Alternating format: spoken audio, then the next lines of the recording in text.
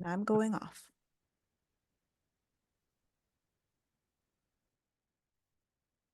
Welcome, everyone. We're waiting for people to join the call, and we'll start in about 1.5 minutes, maybe 2.5 after the hour.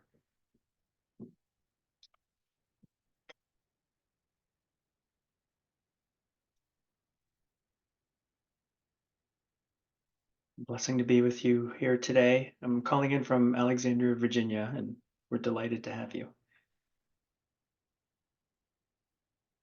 Okay. Great. I've seen us.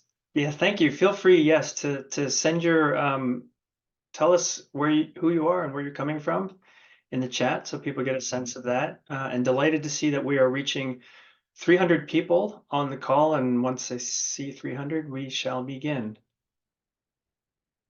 Hi, Mary Margaret. Hi, Linda. Great, we're at 300. So thank you, everyone. My name is Jose Aguto, the Executive Director of the Catholic Climate Covenant, and it's my pleasure to welcome you to this webinar focusing on U.S. Catholic policy priorities and challenges. Joining me today are esteemed colleagues from three of our valued partners, from Catholic Relief Services, Meghan Goodwin, from Lisa Sullivan, Maryknoll Office of Global Concerns, and Marianne Comfort from the Sisters of Mercy. And I will introduce our presenters shortly, but meanwhile, we'll give you some housekeeping notes, and we'll pull up my screen and hopefully not botch this whole operation. Okay, here we go. Very good. I'm going to share my screen, and here we are. I'm just going to not do full screen because that causes some issues. So this recording will be, this webinar will be recorded and a link sent to everyone who registered in the next 24 to 48 hours. If you have any questions, submit your questions in the Q&A box. And remember, if you're in the chat, to please be respectful and civil, and we will monitor the chat to ensure that level of civility and respect. That being said, wanted to bring us now into prayer. And this is a lovely prayer from Linda Jones of KFOD. At the end of each stanza in the black text, that is for everyone to say. So we will pause for all of us to say that in unison. So let us take a moment of silence to recognize that God is in our presence each and every moment. In the name of the Father, and the Son, and the Holy Spirit, amen. Ever present, ever loving God, may your gentle spirit surprise us, shatter our complacency, and wake us from our dreams. We know the time is now. May your urgent spirit send us out and demand our courage. May we set forth the stories of truth in the face of the story of power. May world leaders listen to us. May your comforting spirit turn us towards the discomfort of knowing, seeing, and understanding. The hour has come to act.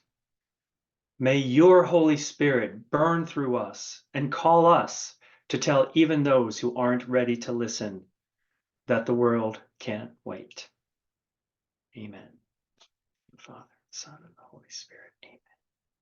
Thank you, friends, and thank you, Meghan, for joining us. Delighted to have you. So I'm going to give you about 5 minutes of context, approaches, and covenant priorities briefly, and then delighted to hand it off to my colleagues for 8 minutes each, approximately, of their organization's priorities. So as context, we're starting in October of last year when Pope Francis issued the Apostolic Exhortation Laudate Deum, where he called our present crisis the global climate crisis, moving away from the words climate change, recognizing that we haven't done enough since that he has witnessed since the publication of Laudato Si 8 years ago. He's calling us to be courageous, and he's calling for the solutions to be impactful. And so we are wanting to step into this as a global Catholic Church. The second major aspect of to talk about is COP28, which happened in November and early December of last year, where one of the most significant, was a couple of the significant developments is a decision to phase out fossil fuels. So going to the source of the climate crisis, which is fossil fuels, rather than a more ambient tone that previous COPs had talked about, which is just reducing greenhouse gas emissions. So this is in one way rhetorical, and in other ways quite significant. And you'll see that being reflected in many of the actions that my colleagues will talk about later. Second was interest in funding the loss and damage fund, though at a tune that is not commensurate with the climate crisis. And then I would say surprising mention of the need for debt forgiveness and restructuring as a method of procuring funds for climate solutions under climate finance. So we'll talk a little bit about that later. I want to talk about approaches and framing. Also in November, there was a gathering of Catholic organizations in the United States that are doing work around the climate crisis. And we came together under the principle of being one bread, one body, one spirit in Christ. We were initially calling it a big tent, and I think it's starting to evolve in a greenhouse where each of us will gather around tables in the greenhouse, nurturing seeds and vegetables, saplings and herbs, and coming into this greenhouse, wanting to dim down our individual and our institutional egos so that we together as one Catholic Church can be nurturing these seeds and saplings, and then being able to take them out into the wider world and plant them in rich, fertile ground, recognizing that if we do so together, that our collective impact will be much greater than us working separately. The other approach is about building bridges, and doing so also commensurate with our Catholic faith, recognizing that we are called to love our neighbor as ourselves, and our neighbor, according to the Good Samaritan parable and explicated by Pope Francis in Fratelli Tutti, is that our neighbor is everyone, and that also includes our enemies. So let us step into figuring out how we can build bridges within our church and within our nation moving forward, because unity is how we need to proceed in order for climate solutions to be durable if we want to be practical about it. So with that, I am delighted to hand this off to Meghan Goodwin of Catholic Relief Services, and she only has a few moments, so we're just so grateful to have you here with us. Thank you, and welcome, Meghan. Thank you so much, Jose, and it really is an honor to be here. Thank you so much, Jose and Dan, for pulling together this opportunity to provide an update on our climate priorities. So in climate change policy, there are essentially three buckets. There's mitigation, which is to mitigate the temperature rise through things like a carbon tax or cap and trade. There's adaptation, which helps communities adapt to the effects of climate change, which is happening right now. And then there's loss and damage, which is a fund that would be created to help countries recover from losses and damages incurred as a result of climate change. Catholic Relief Services, our expertise is particularly in adaptation. We integrate climate adaptation programming into our humanitarian assistance, and I will go into that in just a moment. We have a climate change strategy internally that we're working on that right now is focusing on four key objectives. So first, we would like to institutionalize U.S. support for adaptation. Secondly, we would like to engage meaningfully on climate finance, both through appropriations and flexible funding with the administration, as well as potentially with private donors. We would like to work on loss and damage, and finally, to build bipartisan support to address climate change. In terms of loss and damage, we have gone to COP, the Conference of Parties, over the past several years, including this year in Dubai. We were part of a small cohort of international NGOs that worked tirelessly on the establishment of a loss and damage fund.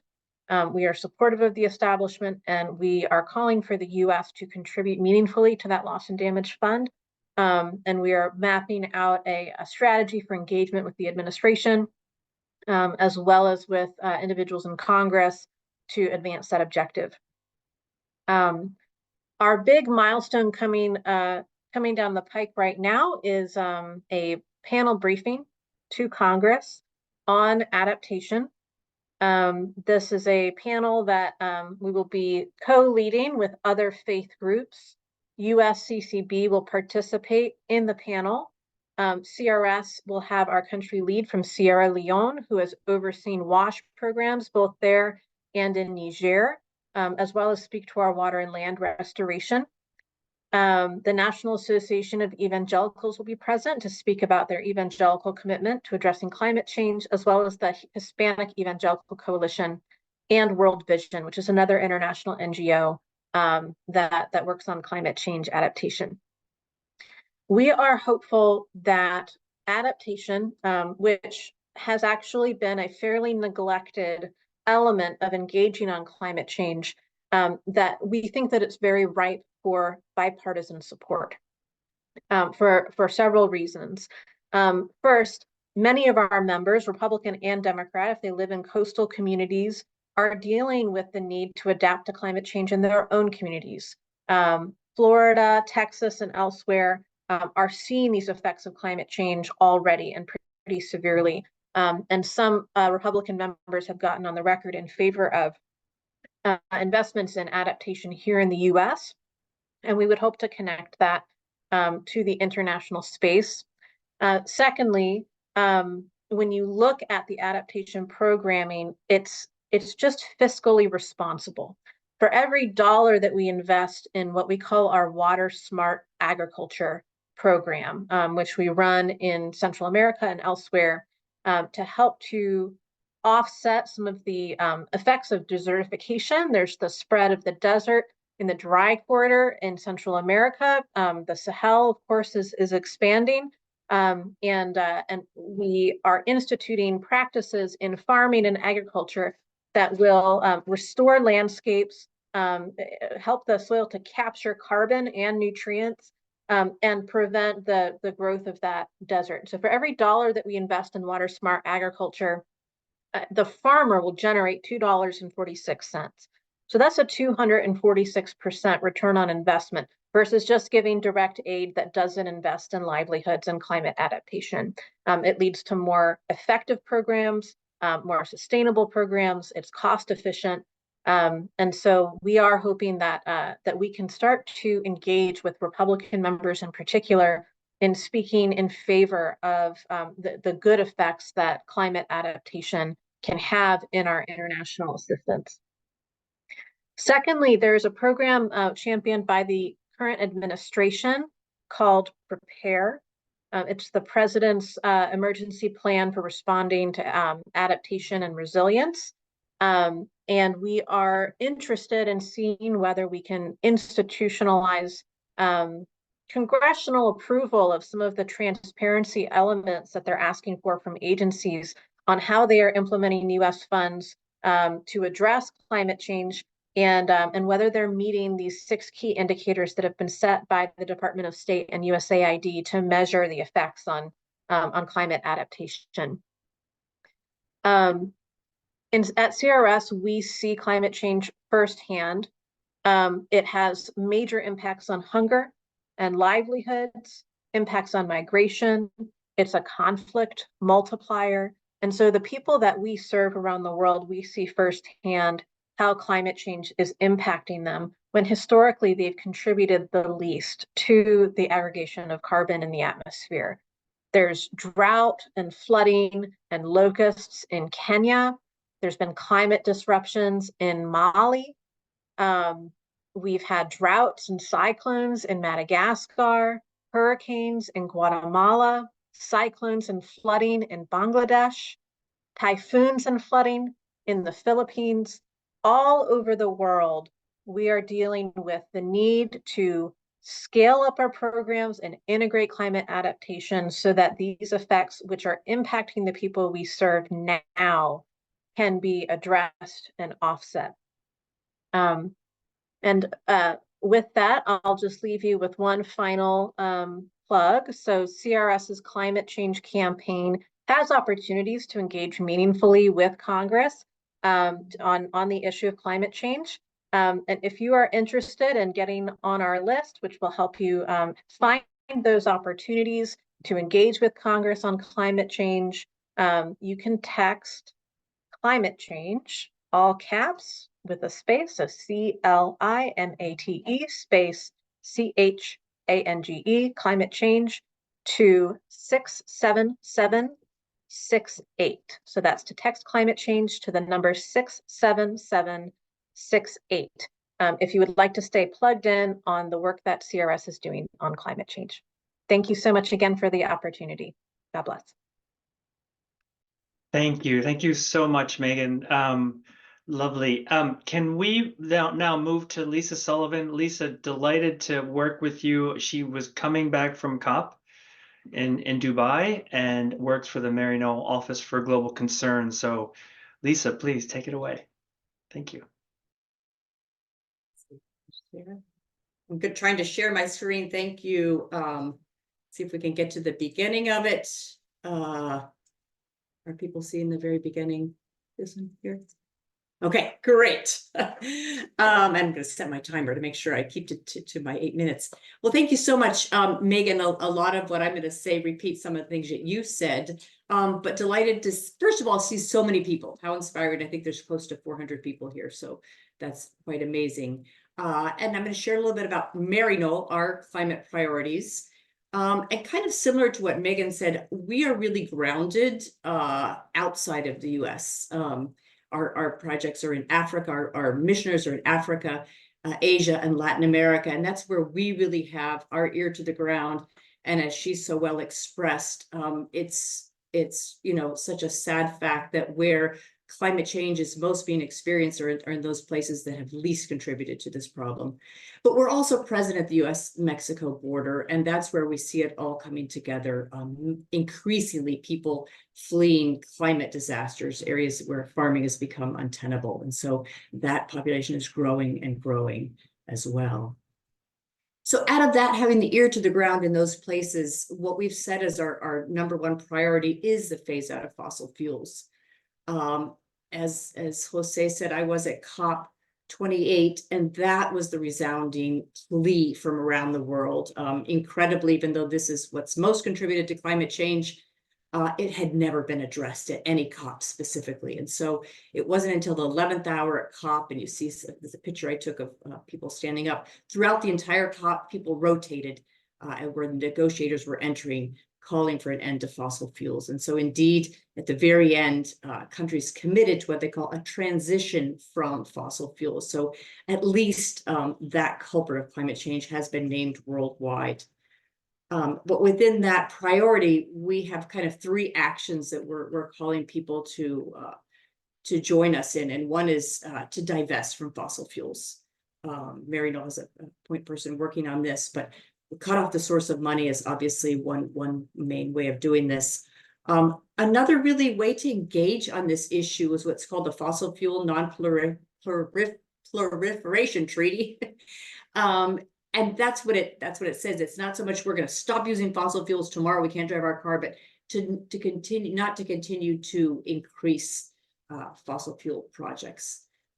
And so this treaty is something that's open to be signed by individuals, by schools, by churches, by cities, by governments.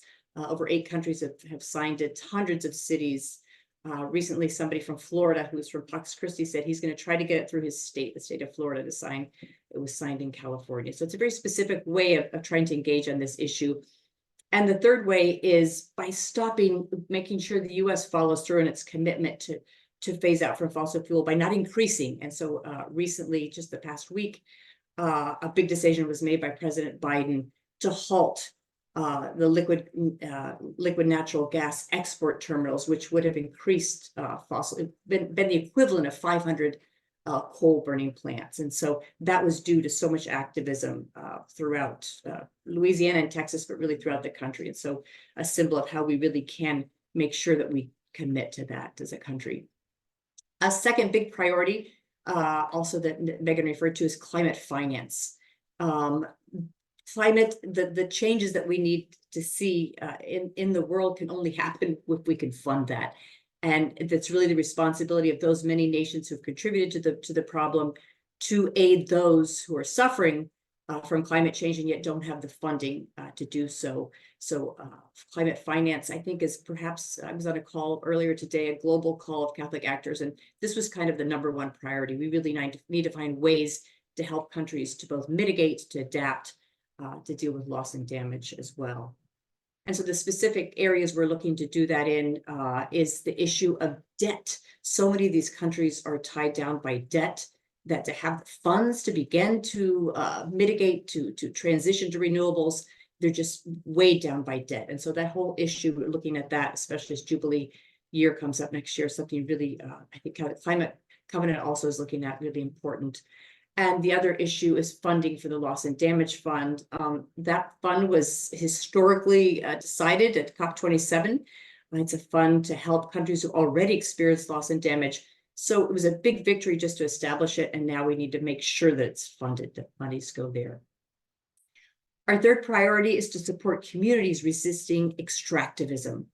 As we transition from fossil fuels, we're going to renewables, which are needing more and more minerals. And so where are we getting these from? Often from communities, the poorest communities, the most remote, and communities where indigenous people.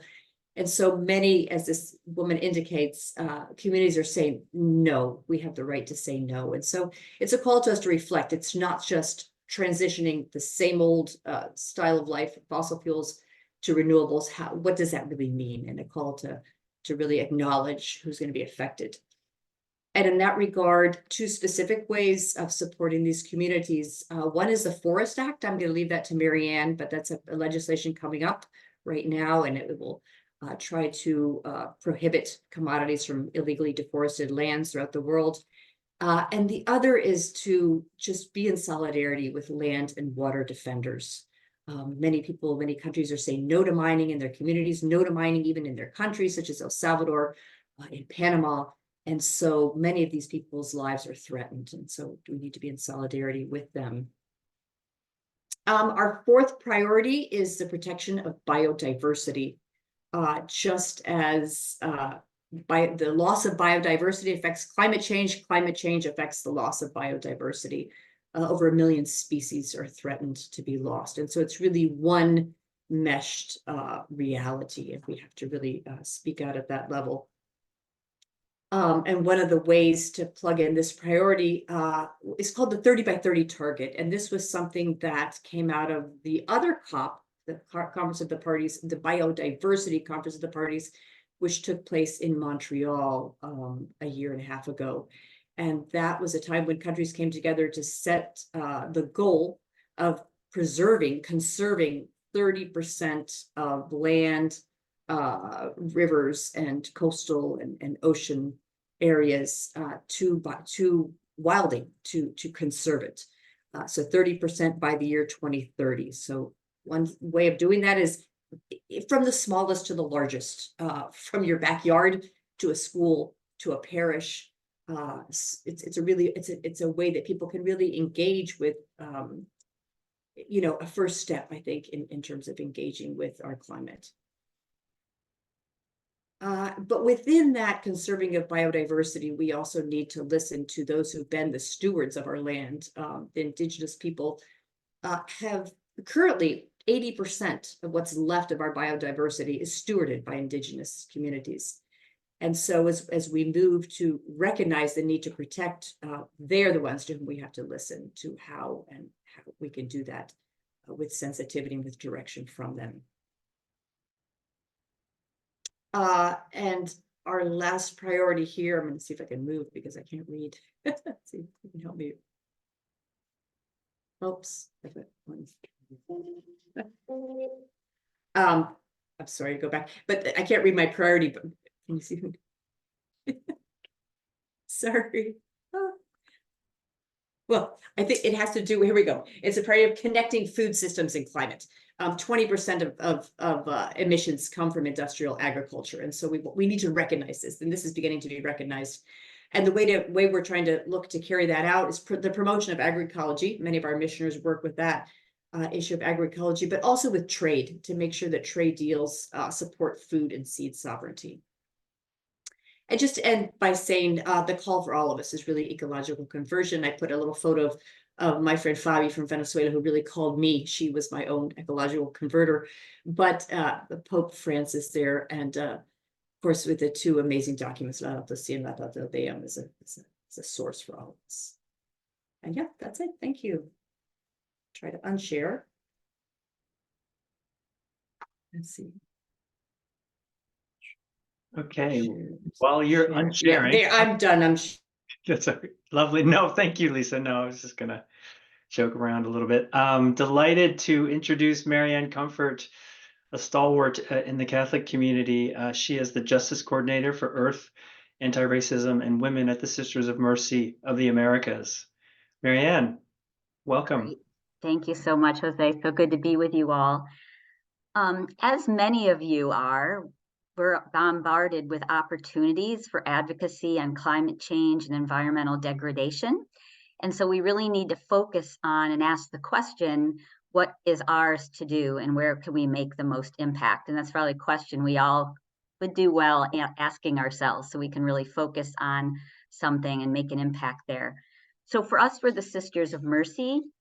In a lot of our issue areas we work on, our little niche is around root causes. We really try to delve underneath the issue and find out what's at the root of it, and trying to address that in addition to the actual symptoms that we're seeing. So when we're talking about climate change, yes, we're advocating with everyone else, to be supporting laws that will reduce our carbon emissions as a country.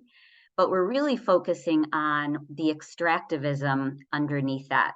We were called by our sisters in Latin America to really look at this whole economic model that's called extractivism, that is based on the extraction of natural resources in all kinds of ways, to the benefit of the few and to the detriment of too many people. So when we're thinking about this, we think about the natural ones to think about are coal, oil, and gas, and that those are certainly, we're extracting them and they're having great impacts on our climate. We also would be looking at, as we've kind of explored this in deeper and deeper ways over the last several years, we started realizing there's so many other forms of extractivism, including extracting of forests. So thinking about deforestation for the intent of planting palm oil plantations. So taking down the rich diversity of the native forest, say in the Amazon or Honduras, we know of, where our sisters there, and instead, taking down all that rich biodiversity in the forest, and instead then planting a monocrop, one crop, like of palm oil trees, to get palm oil, which you can see in a lot of the products on the grocery store shelves. So looking at deforestation, then, we see as both a harm of its own and the harm it does to the local communities, to the biodiversity, and of course the contribution to carbon emissions when we don't have those carbon sinks any longer. So Lisa mentioned the Forest Act, and this is a piece of legislation that we're really, leading on in some spheres, that we have focused on as a way to look at this form of extractivism of deforestation. So basically this bill, which was introduced for the second time in the current Congress at the end of 2023, would basically bar imports into the US of goods sourced through illegal deforestation, the stress on illegal deforestation.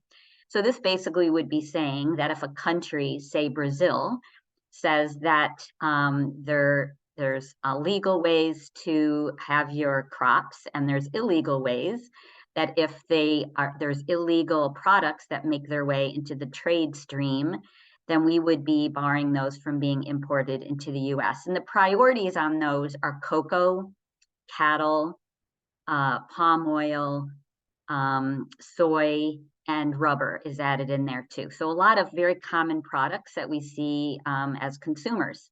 And so this bill would actually allow us to have more confidence that what we're seeing on the grocery store shelves is not coming in through illegal deforestation. And again, this is a way not only of addressing deforestation for biodiversity and climate, but also recognizing the forest peoples that are facing real violence as people take their land illegally. And so we have been advocating for that all last year. We were really trying to get a Republican senator to sign on as a co-sponsor of this bill before it was reintroduced in Congress. And I saw that Sister Jean Marie Ballard of Indiana is here on the line, and I just want to give her a big shout out. She led a delegation of Catholic advocates who met with Senator Braun of Indiana, and they really brought this to his attention, and he did some more investigation of it and decided to sign on. So we now have both Democrats and Republicans in the House and the Senate who have introduced this bill, and now we're looking to get more sponsors and to really move and get some momentum to get this passed in this Congress. So that would be an example of our work that's looking at climate and that underlying cause of extractivism. The other thing, as Lisa also mentioned, was that when we're looking at addressing climate change, we don't want to repeat the mistakes of the fossil fuel era. We don't want to be repeating the mistakes of extracting resources to the detriment of whole communities. Mostly they are native communities that are located near these places where we have minerals that are very useful in the clean energy economy. So think about lithium, copper, cobalt, nickel. These are all minerals that people are saying we really need to advance renewable energy future. But we want to make sure that we do that in a way that isn't yet again fostering this whole extractivism development model. And so looking at how can we look at recycling, reuse of these minerals, other ways of going about this transition. And then when we do need to have some extraction of new minerals, that we do so in consultation with the communities nearby to minimize the harm to them and to the environment. So in the US Congress, there is now a bill in play called the Clean Energy Minerals Reform Act. And that basically would be updating a 102-year-old law that has been on the books. And just think about in 1872, we had the folks out in California, Alaska, and elsewhere who were trying to find gold with pickaxes. And that is the same law that we're now using now when we have very destructive forms of extracting resources, like blowing up mountains, big open pit mines, etc. So the aim of this bill is to minimize destruction of the environment through things such as requiring that companies pay a fee for extracting these minerals on public land. As of now, while oil and gas and coal on public land, the companies have to pay some kind of royalty or fee. That's not the true with minerals. So we want to get that in there, so at least there's some benefit to the general public for any kind of extracting. We want to make sure that there has to be remediation, that the land is brought back to the way it was after the extraction. And we want to make sure that there's consultation with local communities, which 9 times out of 10 are native communities that are near the public lands that might be extracted. So this bill is all about extracting these minerals, any hard rock minerals, like the minerals I named, from public lands. So we've been advocating for that. We just are finishing up collecting signatures of faith groups, state, local, and federal, in support of the Forest Act that we just put out. But we also have just did a letter, which we had 18 faith groups signed on in support of this Clean Energy Minerals Reform Act. So it's really a powerful tool of advocacy, is having these sign-on letters that we can send to Congress and say, these are the groups that are in support of the Forest Act. These are groups that are in support of the Clean Energy Minerals Reform Act. At the same time, we've been opposing a bill called the Mining Regulatory Clarity Act, which would basically go even further than the 1872 law does in making companies have a lot more leeway of extracting minerals. It basically would say they could lay claim to public land, even if there's no evidence, they can't prove that there's actually minerals there, so that they could use it for processing the minerals, they could use it for other use, transportation, what have you. And so we're trying to oppose that and saying, well, if you're at least going to do extracting, you should know at least that there's valuable minerals there that you're extracting. And the concern is that a company could say, we're staking a claim on this land, and then be kind of extort the federal government if the government wanted to put some renewable energy project there and say that they own it and they should get fees, or they could prohibit something like that altogether. So really trying to make sure that public lands are really for the benefit of all and for the best use of our public lands, and not for the benefit of just the corporations. The other thing I want to share is we've been learning so much from our sisters in Latin America. And one of the things that they've really been stressing to us is education is a form of advocacy. So that when our sisters in Panama were joining many others on the streets to protest the awarding of a mining contract, it was very important to the sisters that the rest of our community of Mercy Sisters, associates, co-workers, and others know about that and understand why they were protesting this mining contract and their desire to keep their community, their country, free from real destructive mining practices.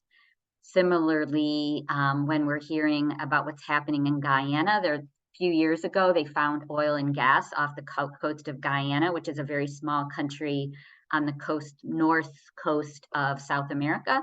Our sisters, and primarily our Mercy associates there, started investigating it and being very concerned about the oil and gas exploration, and so wanted us to be educating others in Mercy about this and that concern.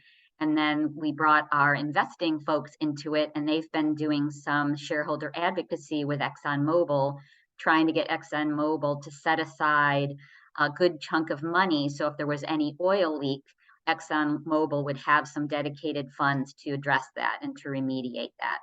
So I think that's kind of new. I think for us in the US, we think of advocacy, of going and talking to our members of Congress and asking them to do something.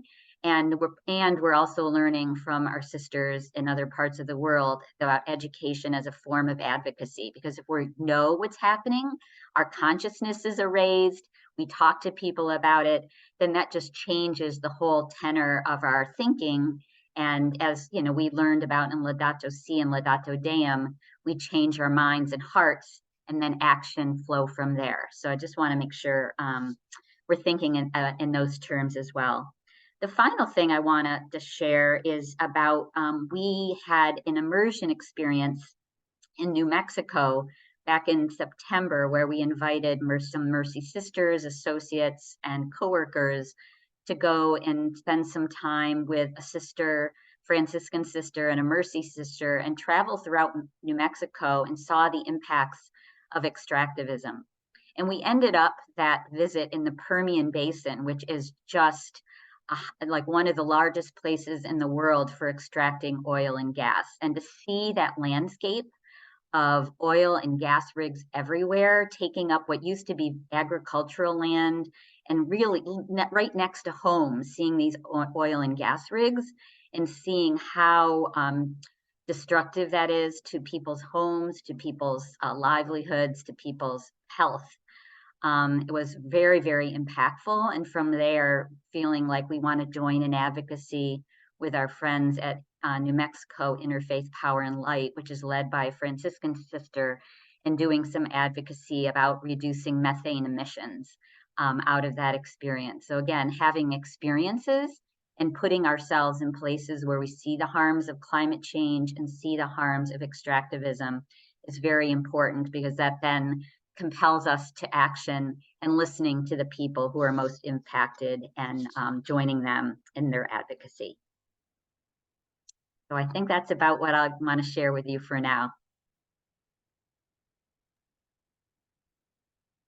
Wonderful. Thank you, Marianne, for that rich presentation and inspiring work, which much of this, as you'll see, we're doing in concert, or we're doing in coordination, or we're rowing down the same river in the same direction in different canoes, but then also hoping that in some instances we're joining together into a bigger canoe.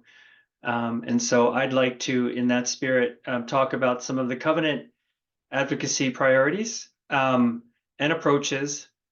And so thank you for giving this a bit of a listen. Okay. So our approaches and priorities are around debt forgiveness and restructuring, looking at the Vatican lifting up 2025 as a Jubilee year, and Jubilee often means forgiveness of debts, and also working with Jubilee USA, the nonprofit here in the United States, faith-based, that also works on this issue as core to their mission. We also, likely, as you're hearing, we also want to we are lifting up the Fossil Fuel Non-Proliferation Treaty. Laudato Si movement is coming up with a common page in which Catholics can sign on to that treaty, both as individuals and as organizations. And we, the Covenant, are very happy to also promote that within our communications channels and our partners. With regard to approaches, as I mentioned before, building bridges consistent with our Catholic faith. And you heard Marianne talk about the Forest Act, and we were delighted because, under our partners, all of us together, under our Encounter for Our Common Home campaign, Sister Jean Marie is the state captain for Indiana. So we really take heart in your efforts under the Encounter campaign and welcome you to join that.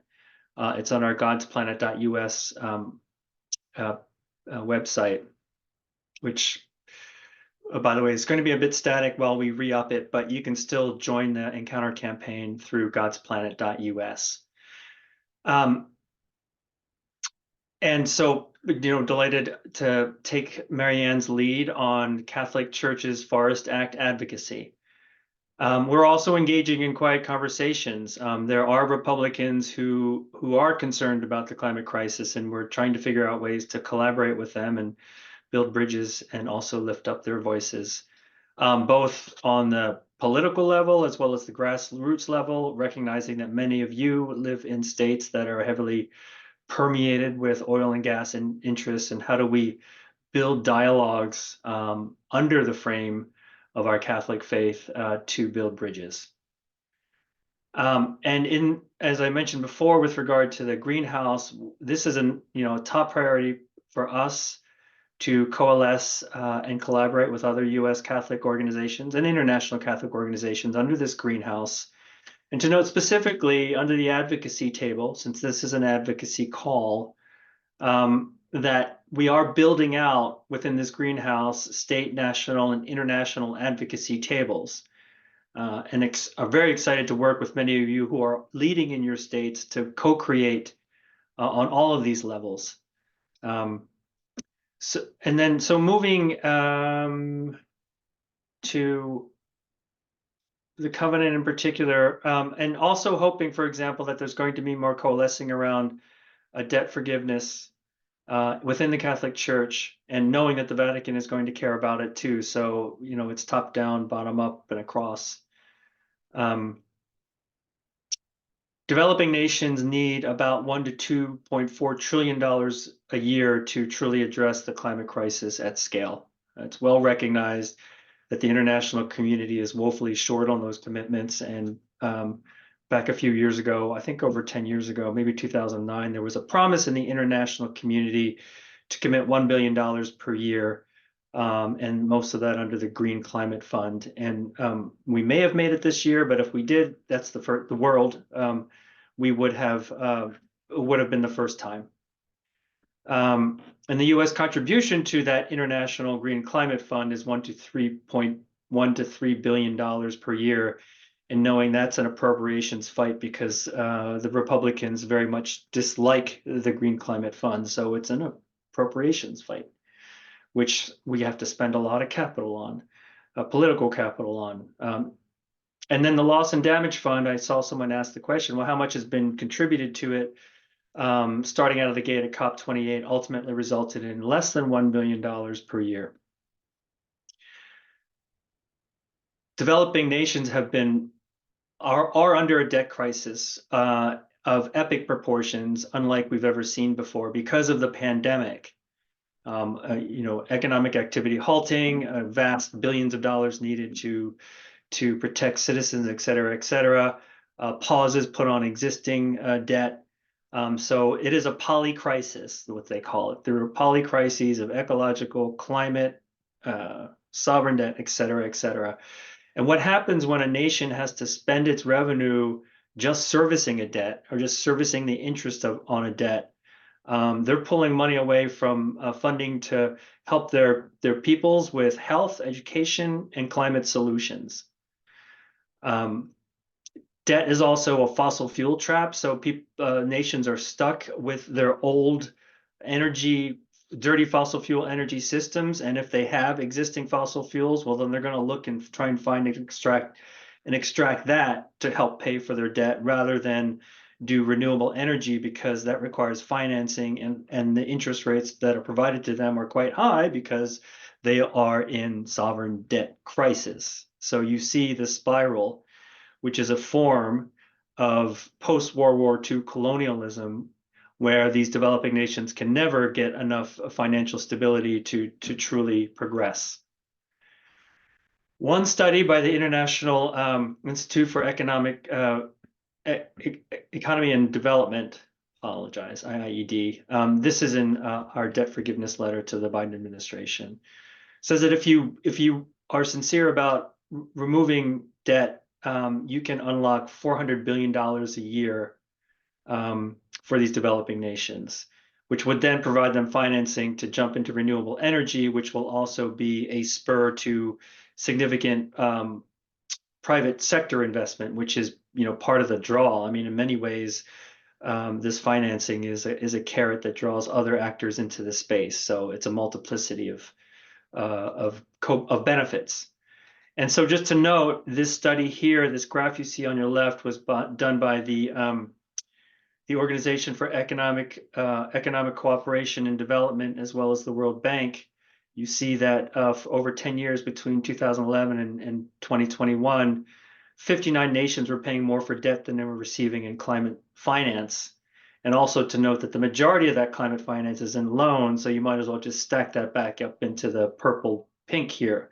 So again, this is the spiral that we need to go deeper into, noting that you mentioned the Vatican, but developing nations, some of the leadership from the World Bank and the IMF, Janet Yellen, of course, developing nations, some developed nations are all calling for this, and also noting that our Congress, the US Congress, in the past has been one of the global leaders in bipartisan solutions related to debt forgiveness. So that's our top priority, and thank you for listening. I'm only left 5 to 7 minutes of questions, and we're just going to jump straight to them. So, or pause if you would like to moderate that. I would be grateful, because I haven't been watching the Q&A too closely.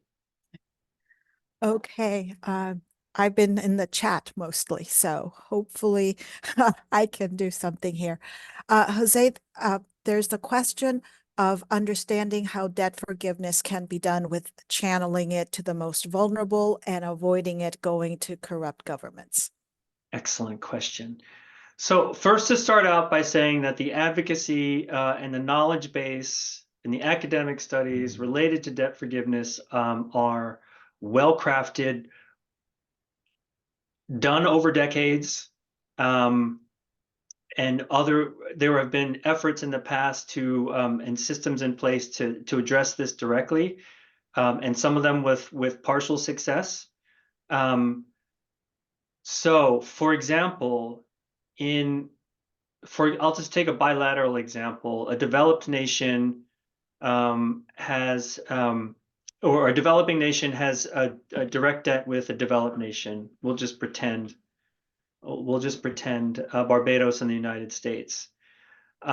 These two parties come together, and there's a direct tie between, for example, we will release $2 billion of debt if that money release goes directly to your nationally determined commitments under the Paris Agreement, or your specific agreements to meet the UN Sustainable Development Goals. And to know that under the Paris Agreement, that nations have been developing these plans with increasing specificity. So there's a one-to-one lock-in that happens. So there is a certain amount of trust that there are mechanisms, checks and balances in place to ensure that this release of debt is used in a responsible manner. Thanks. For Marianne, especially, there's a lot of questions regarding the bills that you mentioned, if it would be possible for you to share those. Again, the names, numbers, either in the chat, or verbally here, and whether we can then put them in the follow-up email. Sure, I'll put that in the chat. Perfect. Questions a couple of times, both in the chat and in the Q&A, for more understanding of habitat fragmentation. And I think that may be for Lisa. I don't know if I spoke to habitat fragmentation. What I was referring to was perhaps the 30 by 30. And I can put in some more information about that as well. And just to mention that the US is actually not a signatory to that COP, to the biodiversity COP. We don't join in that COP. However, there's a parallel bill which was passed, a law which is called America the Beautiful, which likewise calls for conserving 30% of land and water. So I'll try to put both those in the chat. Great. And then, of course, the question we get in about 99% of our webinars, that this issue does not make it to the pew. And if it does, it becomes kind of politicized. How do we talk about this in parishes in a way that advocacy is not seen as a solely partisan, but part of our Catholic faith? You're muted, Lisa. I don't know which one of you three wants to take that one. It was. Oh, I thought, Lisa, you were going to take that, or? I'm sorry, I was trying to find the link for the 30 by 30. I'll hand it over to you all, if that's okay. Will I come up with for the end of the session with that link? Okay. Well, it's our church is diverse, and so it depends on the circumstances. The old lawyer phrase, it depends. I would say, as an overarching matter, if we're looking at the great collective diversity of the church, that it is moving towards a greater acceptance and understanding, and a need to move into this issue, as are many sectors. And we seek to do so as Catholics, and continuing to insist that we are doing so in a faith-filled manner. If people choose to politicize it, that's their prerogative. But not just Pope Francis, but Pope Benedict, Pope John Paul II, Pope Paul VI, back in 1971, was talking about our irresponsible behavior towards the environment. So this is an integral aspect of our faith, and people are starting to make connections. I'm looking, for example, a recent study of the birth weight of babies born in Cancer Alley is significantly lower. Miscarriages are higher rates there. So we're seeing linkages that cannot be hidden anymore, as well as this increasing moral call. So lastly, I'll say our younger generations are very concerned about this. They consistently say it's a top priority, and our work to lift up their voices into this space to our Catholic Church is one of our top priorities as well. Thanks, Jose. I don't know if anybody else wants to say anything. If not, I'll move to a next question. Okay. This is a question that I'd be really interested in myself. Is there like a rubric, a model rubric that can evaluate public policy outreach, finance, and investments that account for climate mitigation, adaptation, and loss and damage. It's somebody that wants to look into how to bring this into state and local policy.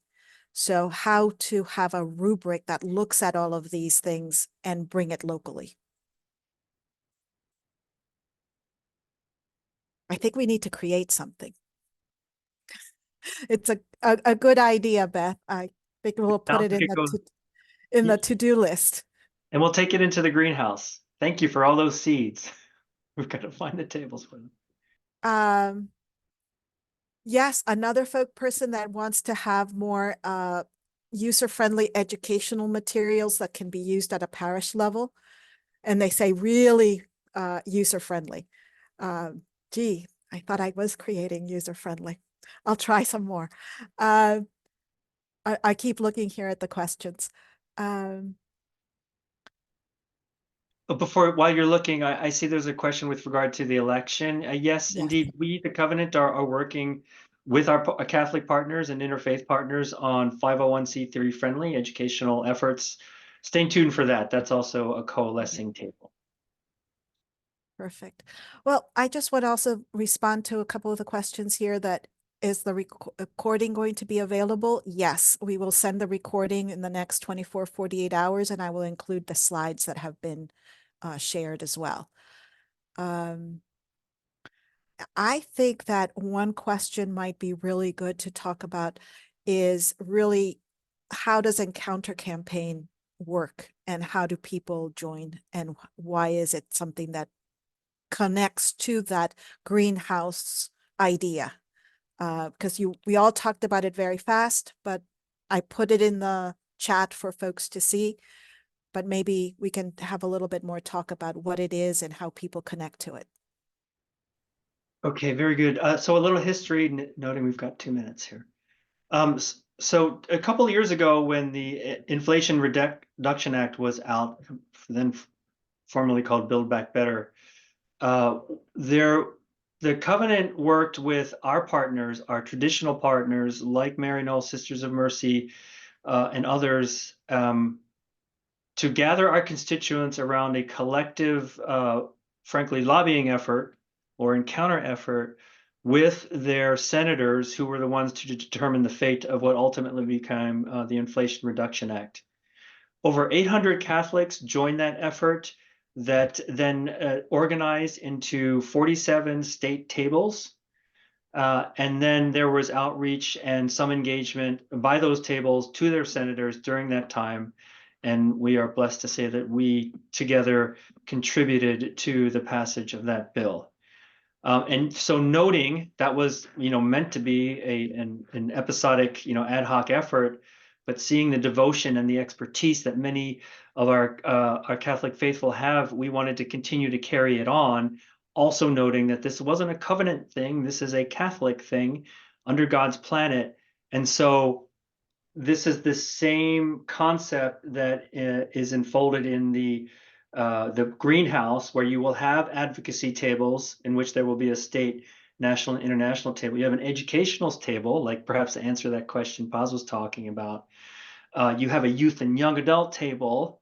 You have a movement building table. So that's how that all sort of transpires. To note, though, that the encounter table is the first prototype that we would like to carry into the greenhouse.